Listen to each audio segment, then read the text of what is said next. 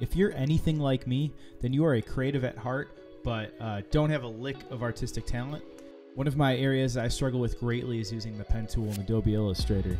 I find that it leaves way too much room for error, and going back to make changes later on is always a pain in the Luckily, when I was studying to earn my degree in graphic design, I had a college professor that stressed the importance of using two different tools rather than just relying on the pen tool. You'll be shocked how symmetrical and clean your results are using these two tools, and it'll be way less of a headache than the other option. So I'm going to show you how to get started with the Pathfinder and the Shape Builder tools.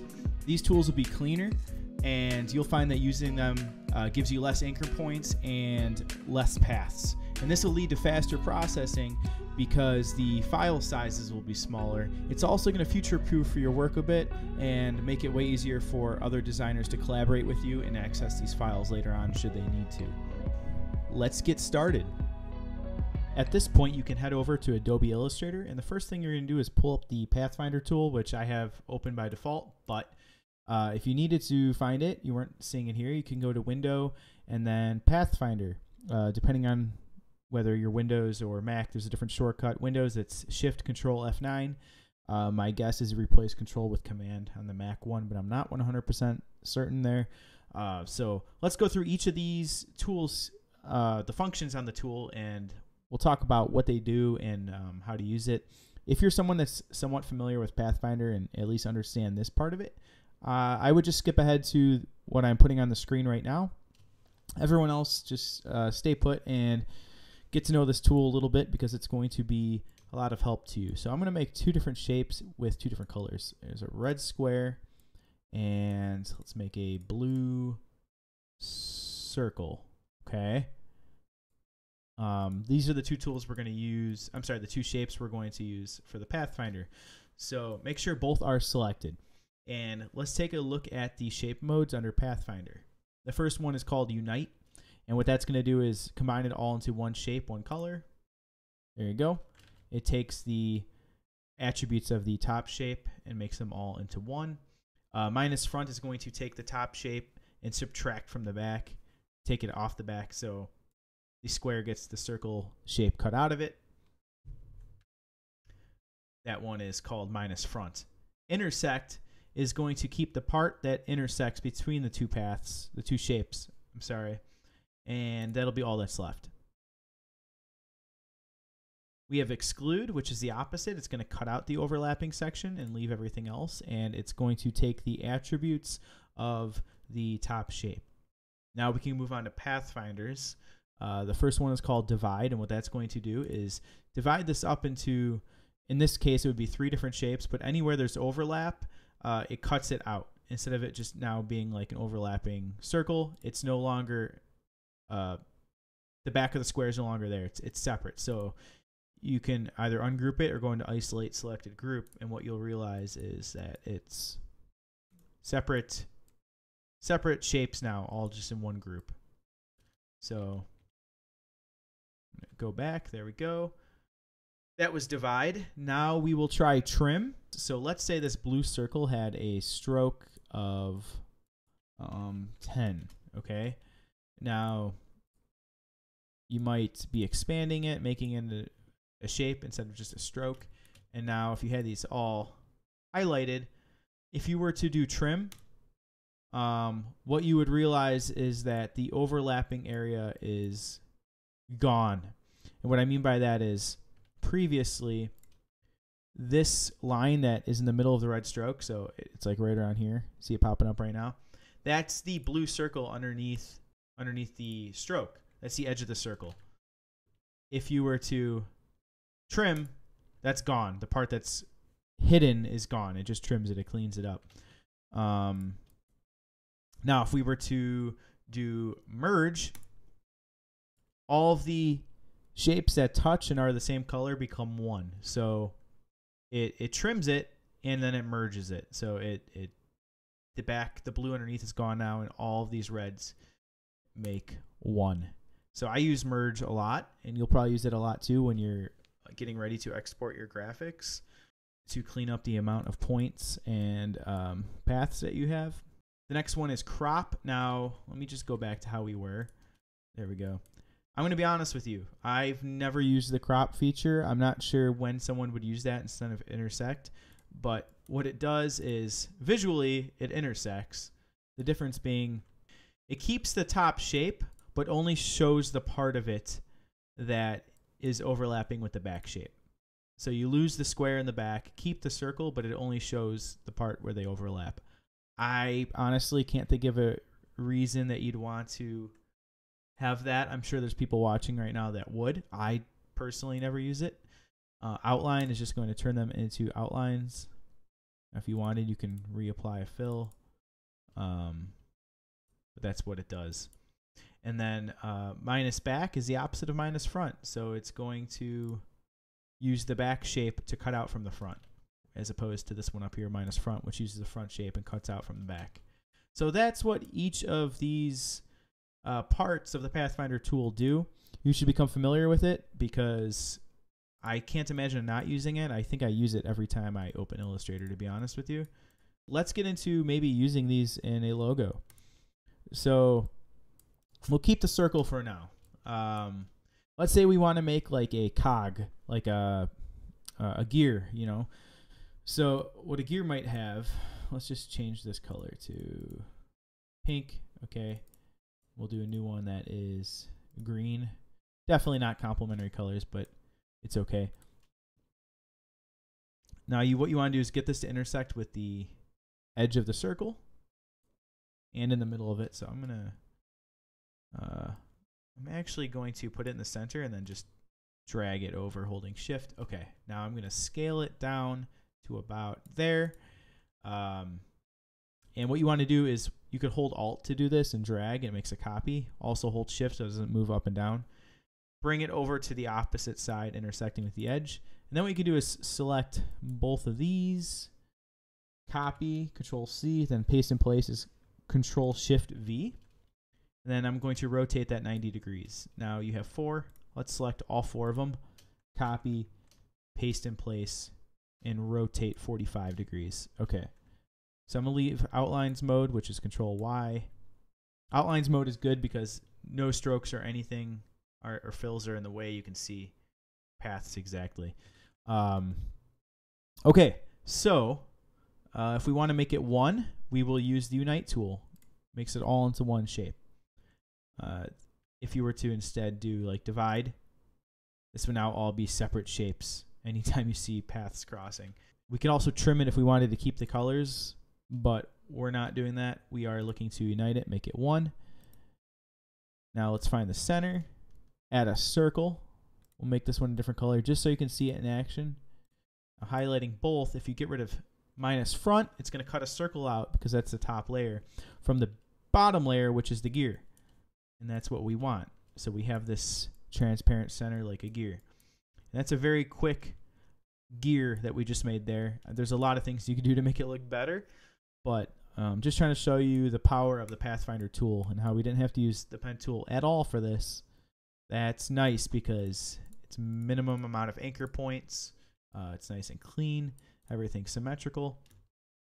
Okay, so let's make one more thing, and this time we're going to use the Shape Builder tool. So using the Shape Builder tool, let's build a light bulb, but first let's get these shapes in place. So we have, a light bulb has a round top. It has these stems coming out of them that screw into the light fixture, and then you also have this tapering going on at the bottom. So this doesn't look very light bulbish. That's okay. For now, let's just make them all into one shape, and then we'll worry about cleaning it up after. So highlight all of the light bulb. You want all of the components selected, and then you're going to pull up the Shape Builder tool, which is Shift M. It's also on this toolbar on the left, and if you're not seeing it, below the puppet warp and the perspective grid, you might have the live paint tool or live paint selection showing. So all you have to do is Shift M. That'll guarantee that you have that tool selected.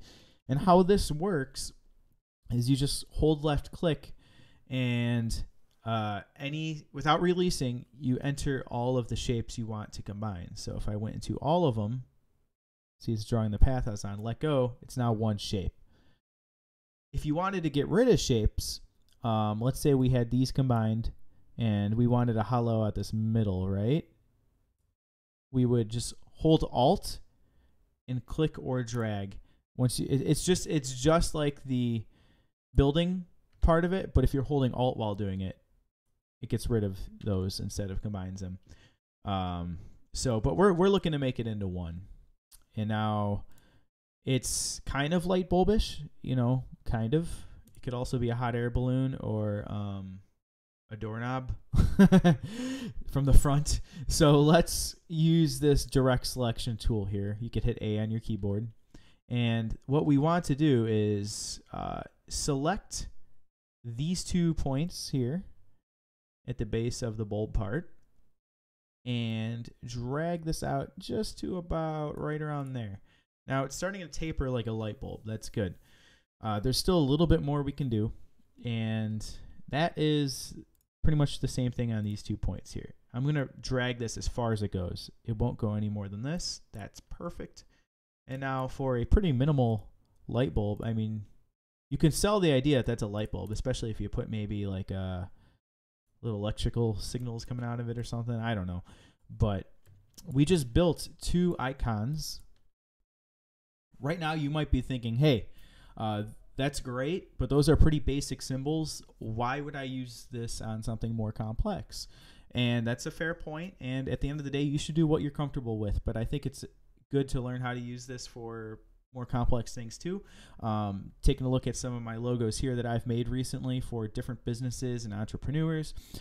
Wing TV, I made this logo using just the shape builder tool. Engineer, he's a local engineer. I used only the Pathfinder tool for his logo. Both of those I felt like came out very well, and I didn't use pen tool at all.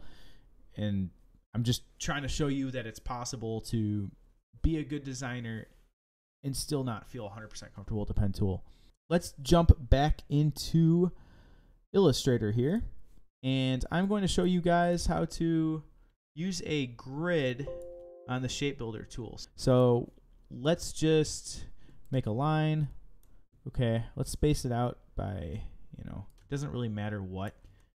Once you Alt drag it into place, if you hit Control D, it duplicates it. Just give yourself like 15 to 20 lines here. Okay. Now what we're going to do is highlight it all, hit Control C to copy, Control Shift V to paste in place, and then give that a good 90-degree rotation. And we have a grid going here. We are almost done, but we have something else to add to this grid. So get yourself a circle. Make sure it also has a empty fill with a black or whatever color you're using stroke of 1. So start in the center. I think starting in the corner is easiest because you're starting an intersection. Hold Shift and just drag it until it locks. There you go. If it's not locking, you might need to turn on Smart Guides or snap to... No, I don't use that. Just Smart Guides works for me. Then go diagonally up 1 block from the corner of one of the corners of your last circle. And that might be the only time I've ever used that sentence. The corner of your last circle. You know what I meant. And just keep going diagonally up and making a series of circles. This is going to keep them spaced evenly. And let's go maybe 1 more. Okay. And now this is the power of the shape builder tool. Highlight all of it. Pull up that shape builder tool with Shift M. And you can follow a curve and make a really nice logo here. So I'm going to just very quickly show you what I can do using this. Maybe each of them gets further up by 1. I'm just combining paths here. Now you want to make sure with the shape builder tool, the risk you run into is missing spots, okay? I got to go through and zoom in and pay close attention to this so that way we're not missing any spots that we're supposed to combine, because it's very hard to go back once you start deleting points. So let's make these even on this side. We'll just do 3 of them, I think. We'll do 4. We got 4 circles. Why not?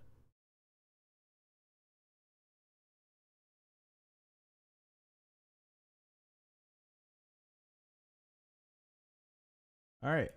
I believe there's no issues in terms of the path. Oh, right here. Definitely want that corner rounded. Well, other than that, that looks pretty good. Okay, so the easiest way, in my opinion, to do this now is just deselect everything and then just start selecting chunks at a time and deleting. Hopefully there's nothing I messed up. We'll find out very soon.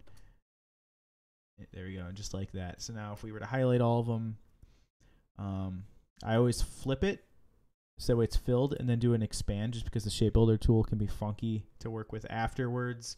Sometimes it, doesn't recognize shapes as shapes. I'm not exactly sure why, but now what I'm going to do is flip it back, give it a fill of, it doesn't matter what color, I'm going to give it that brown just so you can see it.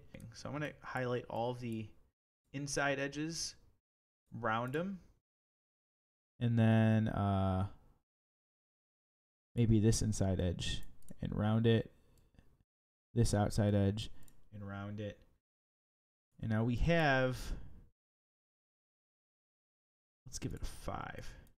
We highlight all of this, object expand, and then here's where we can use the Pathfinder tool as well. So window, Pathfinder. I told you I never use Illustrator without using the Pathfinder tool. It's impossible for me. Okay, so now my issue is there's a lot of extra, overlapping going on. So what I want to do is trim it. And now that's not an issue anymore. Well, I shouldn't have trimmed it. What I should have done was merge, and I could still do that. You could still do it right after. Okay, now I got what I want. I got it. All the blacks are one layer. If I go to isolate selected group, I can take the lasso tool, which is just hitting Y on your keyboard. Select all of the inside color. Maybe make that, actually no. Let's do the outside first. Get the stroke, delete that stroke, and then select the inside and make it black. And now I have a black and white version of a very basic, I don't know what you would use this for, but you get what I'm saying. You can use grids very easily with the shape builder tool. This is great for building logos and typefaces even potentially. That's all I have today. I just wanted to go through and show you guys the power of those 2 tools. I'm not saying to not use the pen tool. I know it probably seems like that in the title a little bit.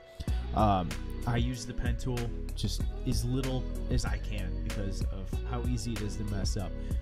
If you're not comfortable with these 2 tools, I would highly suggest you get comfortable with these 2 tools because they're so easy to use and they're so powerful. Oh, I got a cat on my lap. Hello, Jack.